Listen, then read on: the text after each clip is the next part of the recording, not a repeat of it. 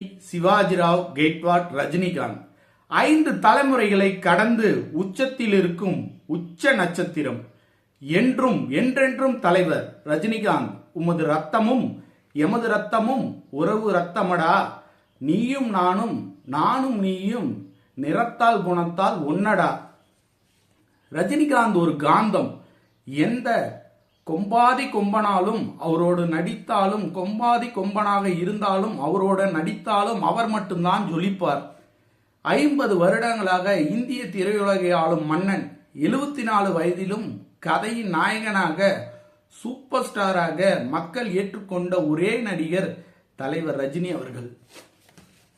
ரஜினி என்பது வெறும் பெயர் அல்ல, அது ஒரு மில்லியன் கணக்கான மக்களின் போற்றப்படும் ஒரு உணர்வு. தலைவர் சூப்பர் ஸ்டார் அவர்கள் ரஜினி அவர்களை வெறுக்க 1000 காரணம் சொன்னாலும் ரஜினி அவர்களின் ரசிகன், ரஜினி அவர்களின் ரசிகனாகத்தான் இருப்பேன்.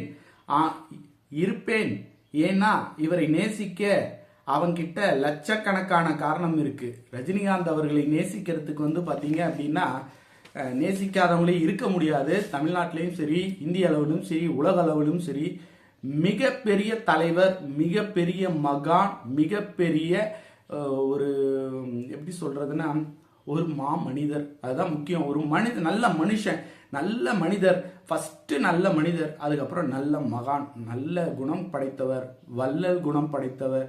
அவர் எல்லாரோட மனசுலயும் நீங்கா இடம் பிடிச்சதுக்கு அவருடைய சினிமா வளர்ச்சி மட்டும் இல்லை காரணம் இல்லை, அவருடைய சுய ஒழுக்கமும் தான் காரணம் அப்படிங்கிறத நான் பதிவு பண்றேன். உண்மையான தலைவர் அப்படின்னா என்றுமே நிரந்தர தலைவர் சூப்பர்